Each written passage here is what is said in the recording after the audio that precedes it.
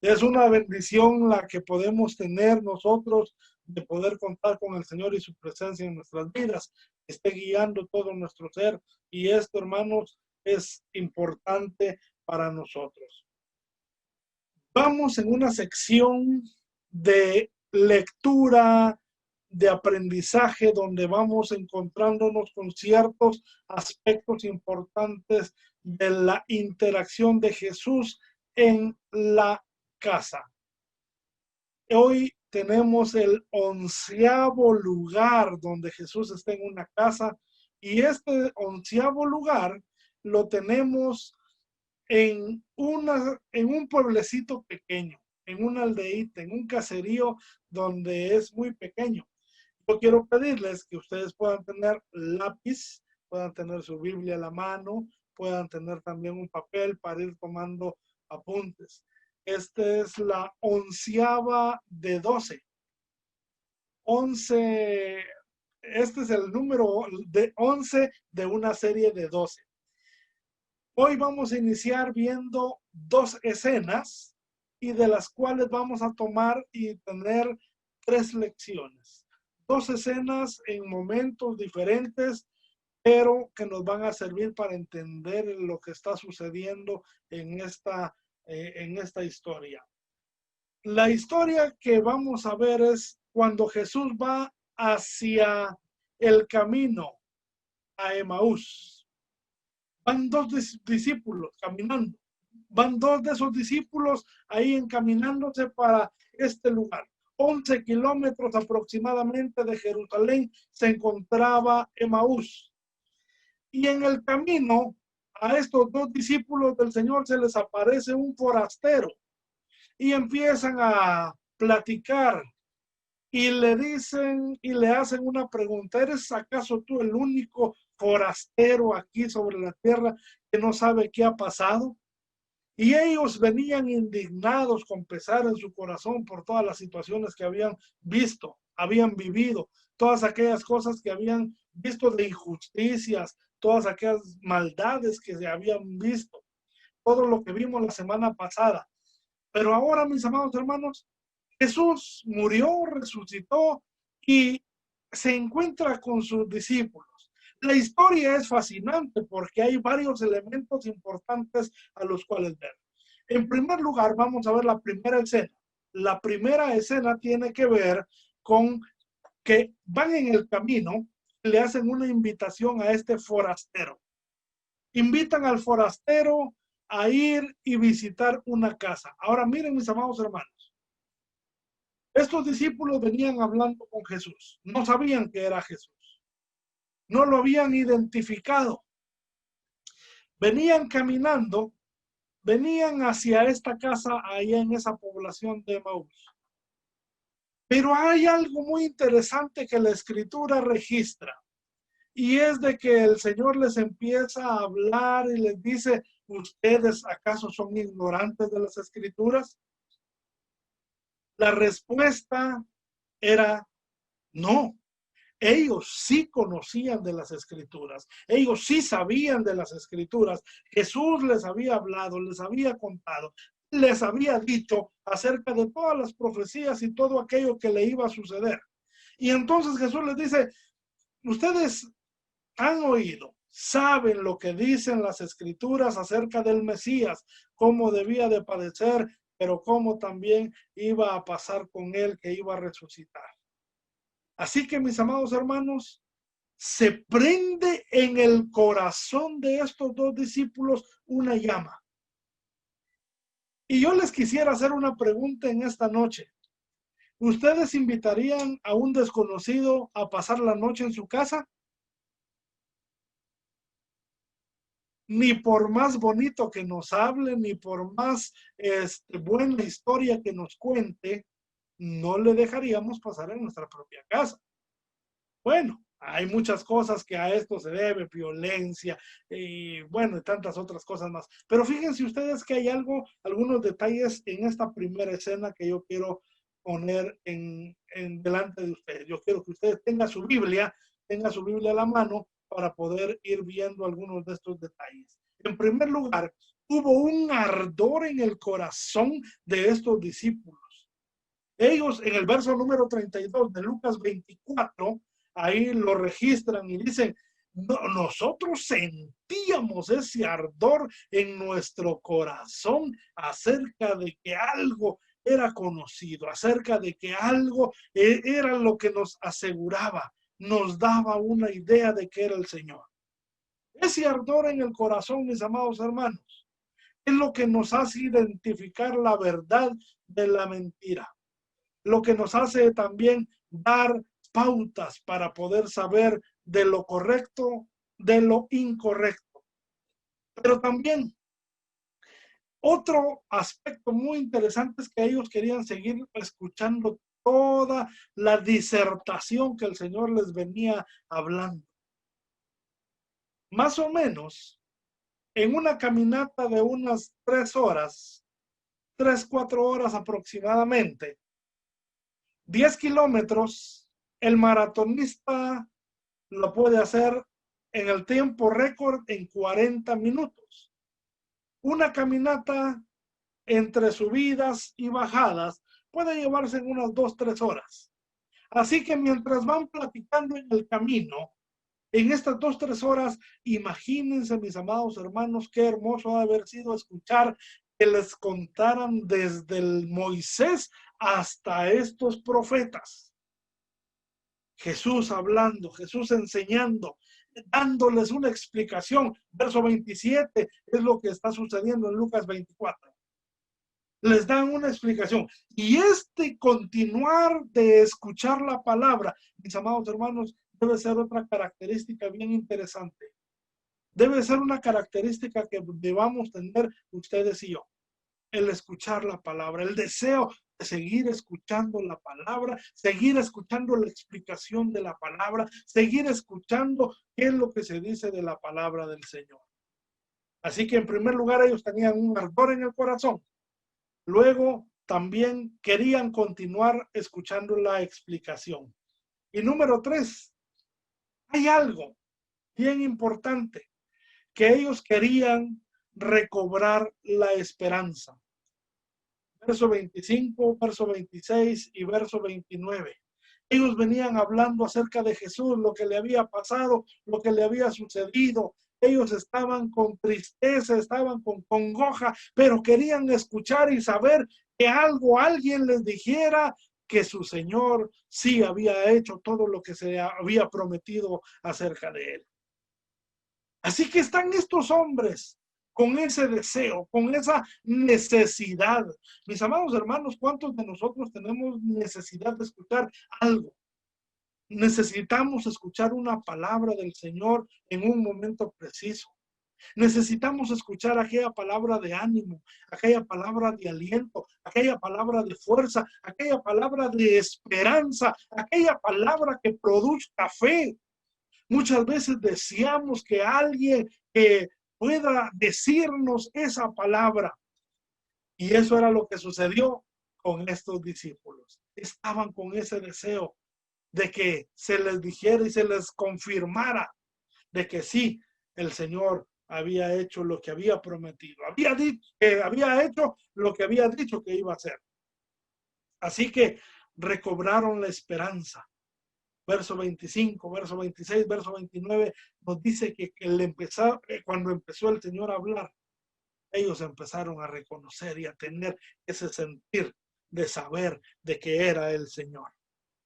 Bueno, esa es la primera escena en el camino. Así que estos dos discípulos invitan al Señor a la casa y cuando llegan a la casa le dan un lugar de honor y le dan un privilegio también. Le dan el privilegio de estar en la mesa, le dan el privilegio de participar de la cena, pero le dan el privilegio también de que pueda dar gracias por la provisión del Señor. Mis amados hermanos, la hospitalidad era una costumbre judía muy preciada. La hospitalidad era una costumbre que ellos la llevaban muy enraizadas. Les voy a mencionar un par de ejemplos. ¿Se recuerdan ustedes cuando llegaron aquellos dos ángeles en forma humana, cuando iban caminando pasaron por las tierras de Abraham y Abraham los invitó. Les dijo que se quedaran, que estuvieran ahí con él comiendo. Y se quedaron a comer. La hospitalidad era algo muy especial. Cuando van estos mismos allá a Sodoma, allá se encuentran con Lot. Lot, ¿qué es lo que hace? Les invita, les lleva a su casa y les da y les quiere dar hospitalidad. Quiere mostrar su hospitalidad. La hospitalidad era una característica muy buena. Durante el tiempo se fue menguando la hospitalidad. Pero en este caso, mis amados hermanos, no era una simple hospitalidad la de invitar al Señor. Había algo que en su corazón les hacía sentir que debían de llevar a este hombre allá a la casa. Así que ahora vemos a Jesús resucitado, glorificado en una casa. Jesús había resucitado con poder, con gloria. Ya se había manifestado a algunos de sus discípulos. Y a uno de sus discípulos que lo quería tocar le dijo, no, aún no me toques, porque no he sido glorificado aún. Y mis amados hermanos, en este evento, en esta casa en Emaús, Cristo, Jesús, el resucitado, el glorificado, está ahora en la casa. Así que hay tres eventos aquí en esta escena. Primero está sentado en la mesa. Luego tomó el pan, lo bendijo, lo partió y lo dio a los que estaban en la mesa. Y también los discípulos y los que estaban en la casa reconocieron a Jesús. Ahora déjenme decirle tres aspectos en cada uno de estos. Cuando estaba Jesús sentado a la mesa, mis amados hermanos, esto es parte de una convivencia. Esto es parte de una convivencia. Luego, esto de estar en una convivencia, mis amados hermanos, nos deja una lección, y aquí es donde ya empiezan a surgir las lecciones de esta visita de Jesús en la casa de Emaús. El Cristo vivo quiere tener convivencia con los que creen en Él. Estos discípulos creían en Jesús. Estos discípulos amaban al Señor y querían tener esa relación. Y Cristo Jesús, mis amados hermanos, el mismo Cristo resucitado y glorificado, hoy quiere tener relación con usted también. Quiere tener relación con aquellos que creen en Él. Mis amados hermanos, dice la carta a los Romanos, capítulo 1, verso 16.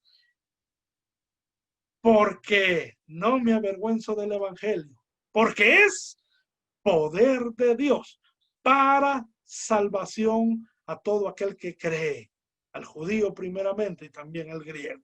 Pero mis amados hermanos, la expresión el que cree, eso es lo que le da la importancia a este evento. El Señor quiere tener una relación, una convivencia con aquellos que creen en Él.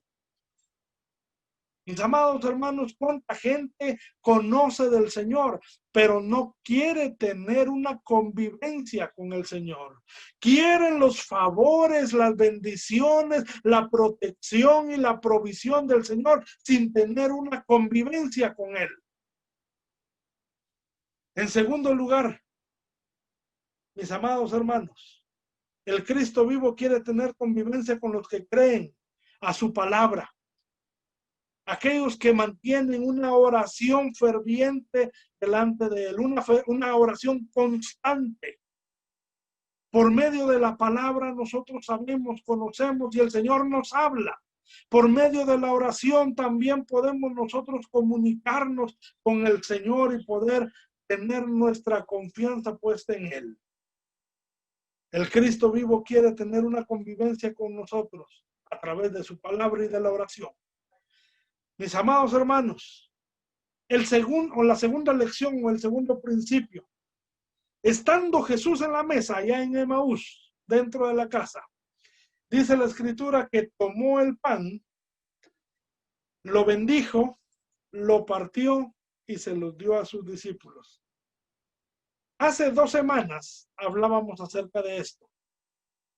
Antes de que Jesús fuera apresado, estaba allá en el cenáculo. ¿Se recuerdan ustedes de hace 2 semanas cuando hablábamos acerca de ese evento? Y una vez más ahora Jesús viene, parte el pan, bendice el pan y reparte el pan. Mis amados hermanos, ese fue un recordatorio para los discípulos. En la primera carta a los Corintios, capítulo 11, verso 26, mis amados hermanos, el Señor marca a través del apóstol Pablo este recordatorio y nos lo muestra como tal, que nos dice que todas las veces que comamos ese pan, que bebamos esa copa, la muerte del Señor anunciamos hasta que Él venga. El Cristo resucitado quiere que le recordemos, quiere que le tengamos en nuestra memoria. Mis amados hermanos, nos recuerda este evento del pan, que Él murió y resucitó. Ahora Él está sentado en la mesa una vez más con ellos. Él está una vez más sentado allá a la mesa con estos discípulos. Murió y resucitó. Pero también aquí hay 2 eventos muy importantes. Murió y resucitó, y también cumplió y cumplirá sus promesas. Mis amados hermanos, eso es lo que realmente tiene esencia en esta mesa. En esa mesa, mientras ellos estaban cenando, mientras Él parte el pan, les recuerda todo aquello que les había dicho, todo aquello que les había comentado de lo que iba a suceder. Se cumplió. Cristo les dijo que iba a morir y murió. Les dijo que iba a resucitar y resucitó. Y ahora, mis amados hermanos, está Jesús ahí en medio de ellos. Cumplió y cumplirá sus promesas. Eso es algo que debemos de mantenerlo siempre en nuestra mente y en nuestro corazón. La tercera lección que nos deja esta reunión de la casa de Emaús es de que el Cristo glorificado quiere que se le alabe. La primera lección es de que el Cristo vivo quiere tener convivencia con los que creen en Él. 2, el Cristo resucitado quiere que le recordemos. 3, el Cristo glorificado quiere que se le alabe. Hermano, ¿y eso cómo así? Bueno, dice la Escritura en este relato que acabamos de leer, de que entonces cuando el Señor les dio el pan, los ojos de ellos fueron abiertos. Lograron ver al Señor. Lograron ver y reconocer que era Jesús. Mis amados hermanos, ¿y qué es eso de ver o de reconocer a Jesús? Es precisamente la expresión de alabanza. Reconocer y saber. Les voy a poner este ejemplo. Cuando usted ve la mano de Dios obrar en su vida, al usted identificar que el Señor ha dado respuesta a su oración, ¿qué es lo que usted dice? Gracias, Señor, tú eres bueno, tú eres grande, tú respondiste a mi oración. El ver y reconocer nos lleva a alabar, nos lleva a que podamos celebrar lo que el Señor ha hecho. Mis amados hermanos, el Cristo glorificado quiere que se le alabe, quiere que celebremos lo que Él hace y sigue haciendo en nuestras vidas. Mis amados hermanos, oiga lo que dice Apocalipsis capítulo 5, verso número 12. Porque esta es una descripción muy especial de millones de ángeles alrededor del trono, cantando, alabando al Señor, y ellos cantaban en un potente coro: digno es el Cordero que fue sacrificado de recibir el poder y las riquezas y la sabiduría y la fuerza y el honor y la gloria y la bendición. Y mis amados hermanos, dice el verso número 13, y entonces oía toda criatura en el cielo, en la tierra, debajo de la tierra y en el mar, que cantaban: bendición y honor y gloria y poder le pertenecen a aquel que está sentado en el trono y al Cordero, por siempre y para siempre. Hermanos, qué bendición es poder celebrar la vida de Cristo. Qué bendición es poder reconocer que Cristo vive y está con nosotros. ¿No es cierto que muchas veces nosotros nos levantamos y hacemos nuestra vida muy rutinaria? Oramos, damos gracias al Señor por la vida y nos ponemos a hacer el oficio. Nos ponemos a hacer el trabajo que realizamos día a día. Mis amados hermanos, cuando agarramos para cocinar, aunque sea calentar un poco de agua y hacernos un café, ¿quién nos ha provisto para eso? ¿Quién nos ha dado eso? El Señor. ¿Quién nos da la fuerza, la habilidad y la inteligencia para hacernos una simple taza de café? El Señor. Y esas pequeñas cosas no las logramos ver, no las logramos nosotros tampoco observar como bendiciones de parte del Señor. Hay muchas cosas que no vemos en el Señor hace en nuestra vida. Lo vemos tan cotidiano. Venimos, cocinamos, vamos, venimos, hacemos. Tenemos una vida llena de muchas actividades. Pero cada una de ellas, el Señor nos las permite. El Señor nos da la habilidad y el Señor, y miren, cuando nosotros las empezamos a ver desde esta otra perspectiva, cuando nosotros entonces tenemos y empezamos a reconocer que el Señor es el que está obrando en todo lo que está a nuestro alrededor, mis amados hermanos, en nuestra vida empieza a haber alabanza, adoración y exaltación al nombre del Señor. Empieza a ver en nosotros un cambio. Ya, aunque sea una tortilla con sal, la agradecemos con todo el corazón porque el Señor nos la ha provisto. Mis amados hermanos, cuando vemos que nos sale un negocio, lo agradecemos con alegría porque sabemos que el Señor está interviniendo y está haciendo provisión.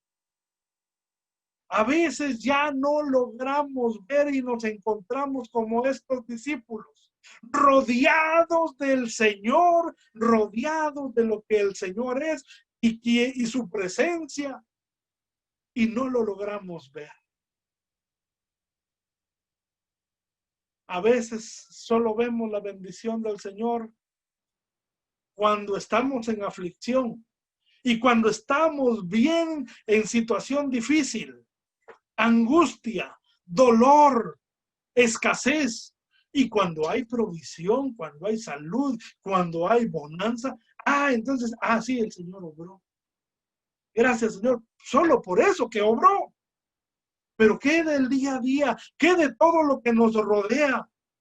Mis amados hermanos, aprendamos a ver al Señor y pidamos como cantábamos. Miren, nosotros cantamos muy solamente de labio a corazón, de diente a labio, perdón. No de corazón, ni con el entendimiento. Hace un instante cantábamos: abre mis ojos, oh Cristo. Y sí, ese debe ser nuestro canto diario. Abre mis ojos, Señor, yo quiero verte en cada mínimo detalle de mi vida. En cada pequeño detalle de mi vida, yo quiero ver, Señor, tu mano. Ayúdame a ver, Señor, tu mano. Ayúdame a ver, Señor, todo lo que tú estás haciendo en mí y para mí. Mis amados hermanos, necesitamos regresar a ver al Señor.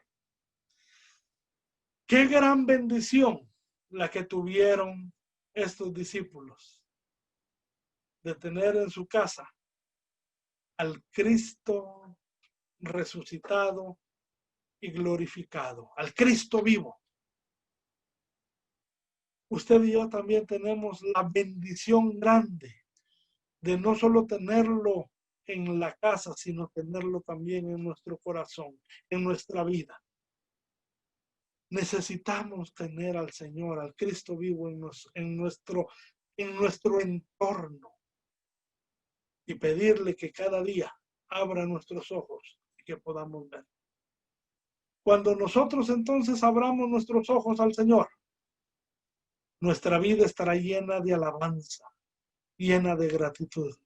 ¿No se ha preguntado usted por qué el salmista David escribió tantos salmos, tantos cantos, tanta alabanza, tanta gratitud para el Señor? ¿De dónde le salía? Es que era un hombre conforme al corazón de Dios, podemos decir. Sí, y eso es lo que necesitamos nosotros, ver al Señor en nuestra vida y ver cómo el Señor obra en todo nuestro ser. Y ahí entonces tendremos una vida llena de alabanza y de adoración al Señor. La casa de Emaús nos deja 3 lecciones. El Cristo vivo quiere tener convivencia con los que creen en Él. El Cristo resucitado quiere que le recuerden. Y el Cristo glorificado quiere que se le alabe. Mis amados hermanos, guardemos esta lección en nuestra vida y pongámosla en obra y que el Señor se manifieste grandemente en nuestras vidas.